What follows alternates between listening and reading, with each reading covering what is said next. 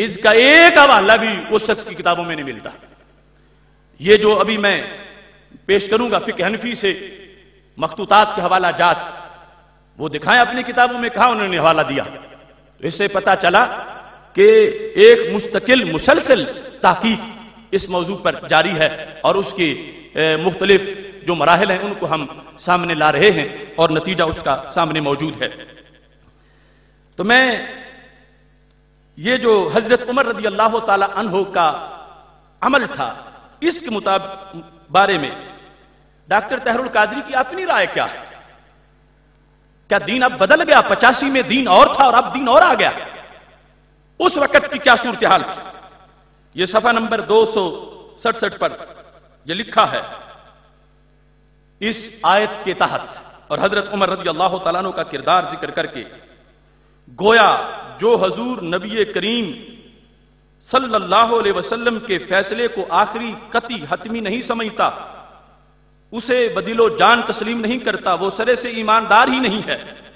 اور اسے آپ صلی اللہ علیہ وسلم کی بے ادبی و گستاخی، توہین و تنقیص اور حکم نہ ماننے کی صورت میں قتل کرنا ایک مومن کو قتل کرنا نہیں بلکہ ایک گستاخ رسول اور مرتد کو قتل کرنا ہے. یہی وجہ ہے کہ جب بشیر منافق کے قرابت دار اور وہ رسا بارگاہ نبوت صلی اللہ علیہ وسلم میں حاضر ہوئے، خون بہا کا مطالبہ کرتے ہوئے حلفاً کہنے لگے، تو حضرت عمر رضی اللہ تعالیٰ عنہ کے پاس بھلائی اور احسان کے ارادے سے گئے تھے. یعنی یہ اپنی دوسری نیت ظاہر کرنے لگے کہ عمر نے بلا وجہ کر دی، ہم تو بھلائی کے لیے گئے تھے کہ وہ دونوں کے مابین صلح کرا دیں، جبکہ شان رسالت میں آپ صلی اللہ علیہ وسلم میں گستاخی بئی صورت کہ آپ کے فیصلے سے انحراف، تمرد اور عدم تسلیم اور انکار کا تو سرے سے ہمارا ارادہ اور نیت ہی نہیں تھی، سو ہمیں ہمارے مقتول کا خون بہا دیا جائے. تو رب ذوالجلال نے آیت کریمہ کو نازل فرما دیا اور یہ واضح کیا کہ یہ حضرت عمر رضی اللہ تعالیٰ عنہ نے مومن کو قتل نہیں کیا بلکہ گستاخ کو قتل کیا. اس سلسلہ میں تفصیل کے ساتھ صفحہ نمبر 259 پہ بلکہ 269 پہ انہوں نے لکھا ابن تیمیہ کے حوالے سے کہ حضرت عمر رضی اللہ تعالیٰ عنہ نے اس شخص کو توبہ کا موقع دیے اور نیت پوچھے بغیر، یہ قابل توجہ بات، اب وہ توبہ کا ڈنڈورا پیٹتا ہے اور کہتا ہے نیت پوچھنی چاہیے، اور کہتا ہے یہ ملا نیت پوچھنے ہی نہیں دیتے اور انہوں نے بس فسوے کھڑے ہوئے ہیں. تو اپنی کتاب میں جو لکھا وہ پیش کر رہا ہے. لکھتا ہے حضرت عمر رضی اللہ تعالیٰ عنہ نے اس شخص کو توبہ کا موقع دیے اور نیت پوچھے بغیر بلا تاخیر قتل کر دیا، سرے سے توبہ کا موقع ہی نہیں دیا. قرآن حکیم نے آپ کے اس اقدام کے صائب ہونے کی تائید کر دی. قرآن نے تائید کر دی کہ تم نے ٹھیک کیا ہے کہ نہ توبہ کا موقع دیا ہے اور نہ ہی نیت پوچھی ہے. اب یہ ہمیں بار بار کہتا ہے کہ نیت اس کی پوچھو، نیت اس کی پوچھو. خود لکھا کہ نیت کا پوچھنے کا موقع ہی نہیں دیا جائے گا. اور یہاں پر جو میں نے آباسا وتولا والی پڑھی اس کا بھی اس میں ذکر موجود ہے، اور اس سے پہلے الصارم المسلول کے حوالہ سے انہوں نے لکھا اسی بحث میں، یہ عمل اہانت و گستاخی رسول صلی اللہ علیہ وسلم کی ادنا و کم ترین انواع و اقسام میں سے ہے، بس اعلیٰ درجے کی گستاخی و اہانت پر کیسی سزا نافذ ہوگی جب ادنا پر سر اتر گیا ہے. ادنا پر کہ سرکار دو عالم صلی اللہ علیہ وسلم کے فیصلے کے بعد صرف اپیل لی ہے اور سر اتر گیا ہے، تو کہا یہ جب ادنا گستاخی کی سزا ہے تو پھر جو بڑی گستاخی اس کی سزا کیا ہو. ایسے ہی آباسا وتولا کے لحاظ سے اپنی کتاب کے اندر یہاں انہوں نے تفصیل کے ساتھ لکھا، یہ 264 پہ بات موجود ہے، 264 صفحے پہ یہ ان کی کتاب، اور ہر لفظ پوری دیانت اور امانت سے پیش کر رہا ہوں. یہاں پر کیا لکھا ہے؟ لکھا ہے کہ چونکہ وہ قاری صاحب جو جس قاری کو قتل کیا حضرت عمر رضی اللہ تعالیٰ عنہ نے، اس نے زبان سے کوئی گالی تو دی نہیں تھی، دل کا بغض تھا. اس پر یہ لکھا کہ یہ بات لائق توجہ ہے کہ اس شخص نے زبان سے قولن یا فعلن اشارتن یا کنایاتن کسی بھی صورت میں شان رسالت صلی اللہ علیہ وسلم میں تنقیص و تحقیر پر مشتمل کوئی کلمہ زبان سے آپ کے سامنے نہیں کہا۔ پھر سن لو، وہ قاری جس کو حضرت عمر رضی اللہ تعالیٰ نے قتل کیا، یہ بات لائق توجہ ہے کہ اس شخص نے زبان سے قولن یا فعلن، اشارتن یا کنایاتن کسی بھی صورت میں شان رسالت صلی اللہ علیہ وسلم میں تنقیص و تحقیر پر مشتمل کوئی کلمہ زبان سے آپ کے سامنے نہیں کہا، بلکہ محض اس کے عمل اور مستقل معمول سے امر واقعہ آپ پر متحقق ہوا کہ اس کے دل میں گستاخی رسول پنہاں ہے۔ یہ توجہ کر لیں، اشاراتن، کنایاتن، صریحن، غیر صریح، کسی لحاظ سے بھی کوئی بات کی نہیں۔ حضرت عمر رضی اللہ تعالی عنہ کو پتا چل گیا کس چیز کا، کہ اس کے دل میں گستاخی رسول پنہاں ہے، اس کے دل میں گستاخی رسول صلی اللہ علیہ وسلم چھپی ہوئی ہے۔ تو اس پر ہی حضرت عمر رضی اللہ تعالیٰ نے اس کا سر اڑا دیا۔ اب وہ جو 82-85 والا دین جو ہے، اس میں تو یہ ہے کہ لفظ بولے ہی نہیں، دل جو ہے اس کے اندر چونکہ توہین کا جذبہ، تو حضرت عمر رضی اللہ تعالیٰ عنہ نے اس کے لحاظ سے اس کا سر اتار دیا۔ ایسے ہی قرآن مجید برہان رشید میں اللہ تعالیٰ نے فرمایا یا ایھا الذین آمنوا لا تقولوا راعنا، رائنا نہ کہو۔ اب رائنا کا ایک معنی صحیح بھی ہے، مگر اللہ نے حرام کر دیا کہ رائنا تم نے نہیں کہنا۔ اس پر بحث کرتے ہوئے اپنی کتاب کی صفحہ نمبر 97 پر یہ لکھا کہ موہم تحقیر لفظ کا استعمال گستاخی و کفر ہے، کہ سری کی بات نہیں جس میں وام پڑے کہ اس میں توہین ہے، وام والا لفظ، صراحتن کی بات نہیں، اگر وہم بھی پڑتا ہو تو وہ گستاخی بن جاتی ہے اور اس کو توہین سمجھا جائے گا۔ اور تفصیل میں اس صفحے پر یہ لکھا کہ ایسا لفظ کبھی بھول کر بھی استعمال مت کریں، کیونکہ یہ نہ صرف گستاخی ہے بلکہ کفر ہے، غرضے کے محض وہم کے بھی جس میں تحقیر اور توہین کا پہلو پایا جائے تو ایسا لفظ شان رسالت صلی اللہ علیہ وسلم میں بولنے والا شخص کافر ہو جاتا ہے، اگرچہ وہ اس لفظ کے استعمال سے اہانت و توہین اور تنقیص و تحقیر کی نیت بھی نہ رکھتا ہو۔ اس لیے قرآن حکیم نے بے ادبی و گستاخی سے رکنے کا حکم دے کر یہ فرمایا ہے وَلِلْكَافِرِينَ عَذَابٌ أَلِيمٌ۔ اب یہاں پر یہ واضح لکھا کہ اس شخص نے جو ایسا لفظ بولا جس میں توہین کا پہلو پایا جائے، اب کہتا ہے توہین کا پہلو ہے لیکن ساری توہین نہیں سلمان تاثیر کی، ہم تو ساری ثابت کریں گے، لیکن پہلو ماننے والا اب یہ تو مانے کہ اس وقت کیا وجہ تھی کہ یہ لکھا،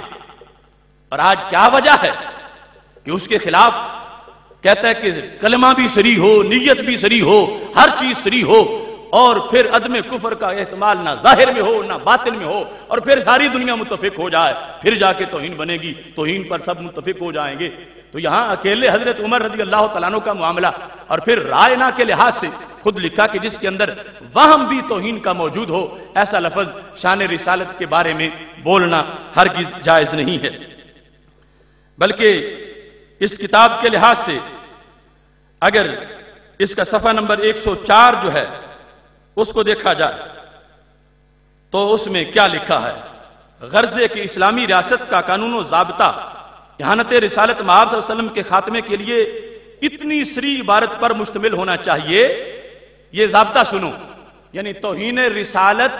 کے لحاظ سے قانون کیسا ہونا چاہیے، پرانا دین جو تھا اس کے لحاظ سے کہتا ہے کہ غرضے کہ اسلامی ریاست کا قانون و ضابطہ اہانت رسالت مآب صلی اللہ علیہ وسلم کے خاتمے کے لیے اتنی سری عبارت پر مشتمل ہونا چاہیے کہ اس میں محض کسی کو یہ کہہ کر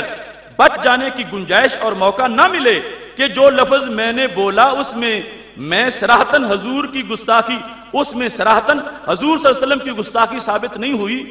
ہوتی بلکہ اس میں فقط احتمال اور شائبہ ہے۔ کہتا ہے قانون ایسا ہونا چاہیے کہ کوئی بندہ یہ کہہ کے بچ نہ سکے کہ میں نے جو بولا اس میں صراحتاً توہین نہیں، اس میں صرف شائبہ ہے توہین کا۔ قانون ایسا ہونا چاہیے کہ جس لفظ میں توہین کا شائبہ بھی ہو اس کو بھی واجب القتل قرار دیا جائے۔ یہ اس کتاب کی صفحہ نمبر 104 پر موجود ہے، بلکہ اس میں فقط احتمال و شائبہ ہے، جبکہ وہ کہہ رہا ہے کہ میرا گستاخی و اہانت کا ارادہ نہیں تھا، میں نے گستاخی کے لیے لفظ نہیں بولا، اور لفظ کیسا ہے، صریح نہیں ہے گستاخی میں، بلکہ صرف اس میں شائبہ ہے، اور کہنے والا کہہ رہا ہے کہ میری نیت توہین کی نہیں تھی۔ یہ ساری چیزیں ذہن میں رکھو۔ اب اس کا حکم کیا ہے؟ تو کسی کا یہ جواب ہرگز قبول نہ ہوگا، کسی کا یہ جواب ہرگز قبول، کیا جواب؟ کہ لفظ صریح نہیں، لفظ میں شائبہ ہے صرف، اور میری نیت توہین کی نہیں۔ تو کہتا ہے اگر کوئی شخص ایسا کہہ کے بچنا چاہتا ہے تو یہ جواب اس کا ہرگز قبول نہیں ہوگا۔ اب یہ ان کی چھپی ہوئی ہے، موقف ہمارا، زبان میری ہے، بات ان کی، یا دیکھ لو، اگر کوئی چاہے گا ہم عدالت میں جا کر ثابت کریں یہ شخص نے یو ٹرن کیوں لیا۔ امت مسلمہ کی سوداگری ہم کسی کو نہیں کرنے دیں گے۔ اب دیکھو یہ دین کی بات ہے، یہ ذاتی اختلاف نہیں، نظریاتی اختلاف ہے۔ ہمارے جیتے جاگتے ہوئے اس طرح کی باتیں کر دی جائیں اور لوگوں کو اس طرح دھول میں ڈال کے وہ جا کے جو رنگ روڈ پہ چڑھ گیا ہے، ہم بتائیں گے کہ صورتحال پہلے کی کیا ہے۔ اس میں لکھا ہے آپ نے اگر کوئی شخص یوں کہہ کے کہ میری نیت نہیں تھی، توہین کی اور لفظ صریح نہیں تھا اور صرف شائبہ ہے تو مجھے چھوڑ دیا جائے۔ اس نے کہا کہ ایسے شخص کا وہ اہانت و گستاخی کا ارتکاب کرنے والا بدتینت افراد میں ہی متصور ہوگا اور کسی کا یہ جواب ہرگز قبول نہیں ہوگا۔ ایسے ہی اسی کتاب کے صفحہ نمبر 108 پر کلمہ اہانت کہنے والا مباح الدم ہے، جس نے توہین کا کلمہ بولا وہ مباح الدم ہے۔ یہ ٹائٹل دے کر آگے بحث کی گئی، توجہ سے سنا جائے۔ اس لیے اگر کسی نے بغیر ارادے کے بھی حضور صلی اللہ علیہ وسلم کی اہانت و تنقیص کی، اور وہ اگرچہ صراحتاً ایکسپریسلی نہ تھی بلکہ اجمالاً امپلائڈلی تھی، اور اس میں تحقیر و توہین کا وہم شائبہ پایا جاتا تھا، تو اس ذرا سی گستاخی و بے ادبی پر بھی اس کے کافر اور واجب القتل ہونے کا ائمہ فقہا نے فتویٰ دیا ہے۔ کافر اور واجب القتل ہونے کا، آج یہ سارے لوگ ذہن میں رکھیں، اور پوری دنیا میں سننے والے کہ آخر تبدیلی کیوں آ گئی؟ کل جس کو عشق رسول صلی اللہ علیہ وسلم کہا تھا آج اس کو کیوں دہشت گردی کہتا؟ کل جو عشق رسول صلی اللہ علیہ وسلم تھا آج اس کو دہشت گردی کیوں کہا جا رہا ہے؟ اور یہ بات بھی سوچنے والی ہے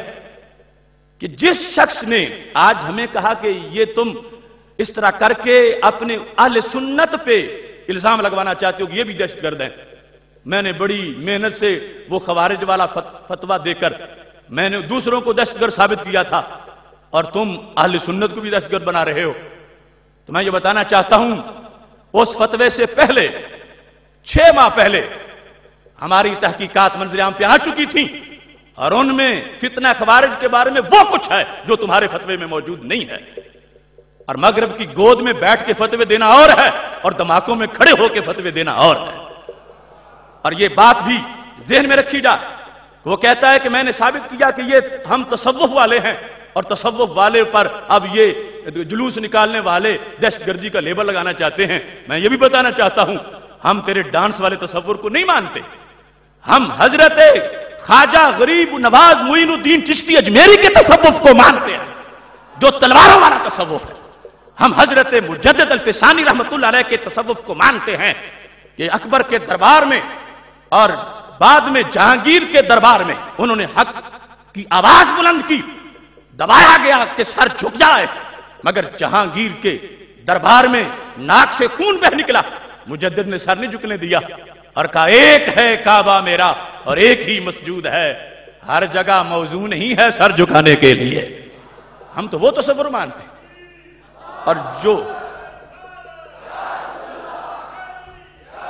اور جو اپنی سرپرستی میں ہندوؤں، یہودیوں، عیسائیوں سے شرک کروائے اور رام اور رحیم کا فرق ختم کرنا چاہے، ہم اس شخص کو کیسے اہل سنت کی نمائندگی کا حق دے دے؟ دیکھ لو ویملے کانفرنس میں اس کے لیے ایک علیحدہ میدان سجے گا انشاءاللہ اگر ضرورت پڑی، ورنہ یہ آپریشن ہی کافی ہو جائے گا۔ ایسی صورتحال سامنے لائی جا رہی ہے کہ جس میں اب یہاں دیکھ لو یہ واضح طور پر یہ لکھا گیا ہے،